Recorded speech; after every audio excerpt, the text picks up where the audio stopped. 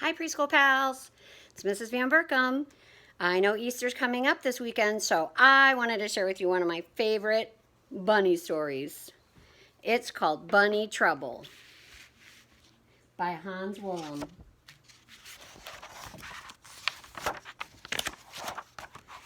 Once there was a rabbit colony that was different from any other.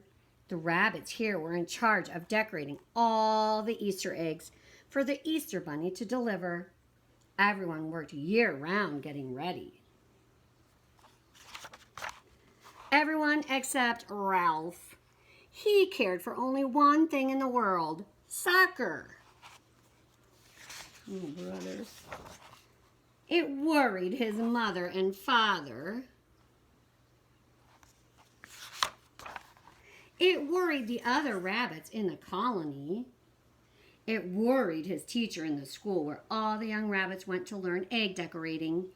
Where was Ralph while everyone else was hard at work in the classroom? He was outside working on his fancy footwork. It worried his sister Liza especially when he ruined her birthday party. Liza loved Ralph more than anyone else in the world, but she knew that one day he would get into trouble. He just didn't fit in. Each year, as Easter approached, everyone got busier and busier. The chickens laid more eggs, the painters, the jelly bean makers, and the basket stuffers all worked overtime. Ralph had to work too, but he had a hard time keeping his mind on his job. Instead, he was thinking about place kicks, and he tried just one. Oops! Over went a full basket of eggs. The exhausted chickens groaned. The rabbits shouted at Ralph. "Go play soccer on the other side of the tree so we can finish our work in peace," they said. Broken egg yolk. Ralph was glad to go. He went off to play by himself on the other side of the forest. That night, he did not come home. His mother wept and wrung her hands. Where could he be, she wondered, and with Easter just 2 days away? Morning came. Still, Ralph had not come home. Liza slipped out to search for him. She found him not far away, locked in a cage. A farmer had caught him while he was practicing his dribble in the cauliflower field. The coach always told us to look where we were going, not at our feet, Ralph joked sorrowfully. Don't worry, Liza told him. I'll go and get help.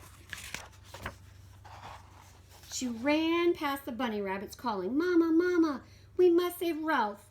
The farmer has caught him and is going to make him into Easter dinner.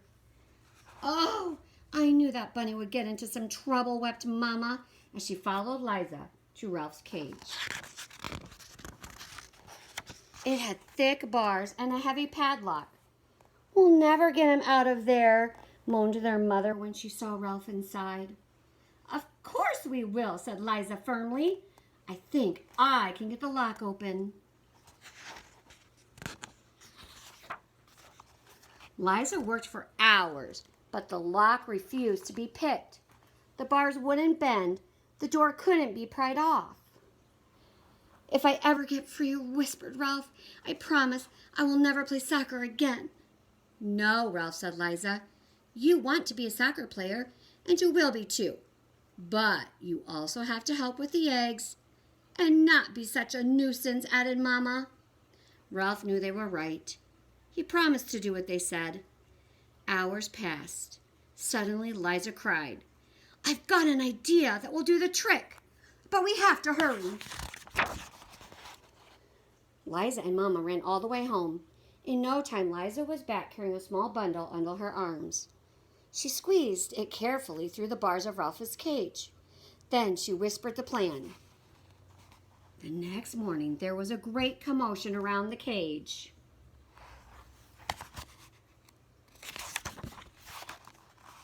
Inside it, next to Ralph, was a basket of the most beautiful Easter eggs anyone had ever seen. Some were polka-dotted, some were dyed deep purple, and some were painted with rainbows. The farmer's children gathered around. He must be the Easter Bunny, they exclaimed with wonder. How else could he have gotten those eggs? We must let him go, or there won't be any Easter for us. So the farmer opened the cage door. Ralph ran home as fast as he could. But he didn't forget Liza's words. He did try harder with his painting. Ralph even became known for one special design, which he did far better than anyone else, and almost as well as kicking, passing, and scoring.